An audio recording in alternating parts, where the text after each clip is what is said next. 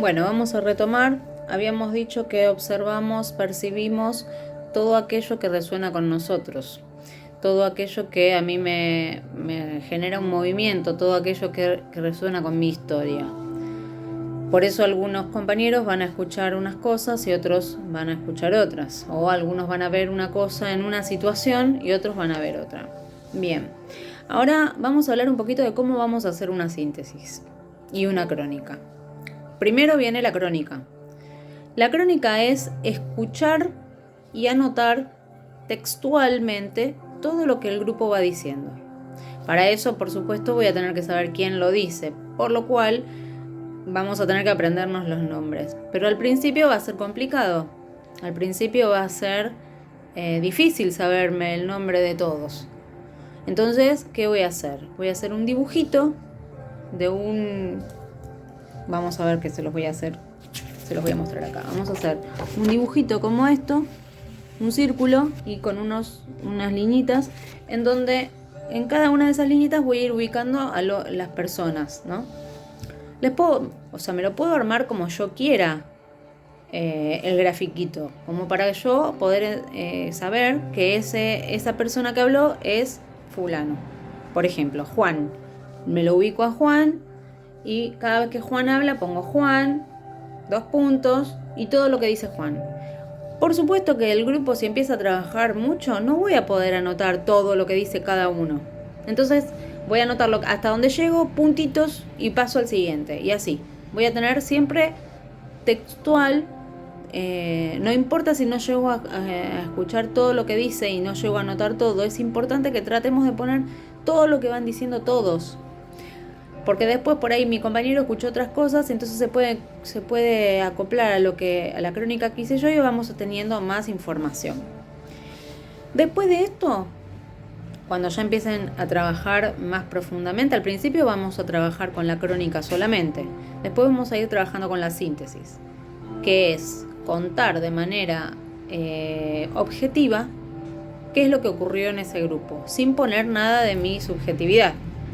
Entonces voy a leer la crónica y voy a contar luego. En el grupo operativo empezó a tal hora, terminó a tal hora. No, empezó a tal hora. Luego de que comenzó, abrió fulano de tal diciendo tal cosa. Se generó un clima tenso, por ejemplo. Fulano hizo un aporte que al resto del grupo reaccionó así o así. Bueno, voy a ir poniendo las cosas importantes que pasaron de manera objetiva sin poner yo creo que acá pasó. No, esas cosas no van. Siempre va a ser objetivo. Luego de esa crónica va a venir como un protocolo, que eso después lo van a ir haciendo a medida que vayan, por ejemplo, cuando ya terminen bien de saber cómo se hace la crónica, van a empezar con la síntesis. Luego de la síntesis va a venir el protocolo. El protocolo consta de diferentes puntos, de una serie de puntos en donde, por ejemplo, se va a ver el clima grupal, si se trabajaron los vectores del cono, si hay movimiento de roles, cuáles son los supuestos básicos que predominan, por ejemplo. Entonces, es importante que aprendamos bien y que internalicemos bien la teoría.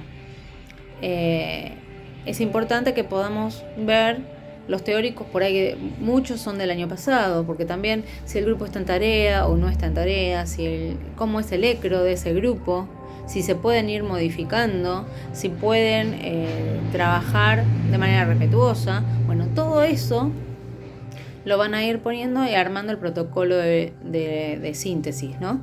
Ahora, una vez que yo termino de armar el protocolo, tengo la posibilidad de hacer una hipótesis. Cuando yo veo todo lo que pasa y veo cuál es como el diagnóstico del grupo, puedo elaborar una hipótesis.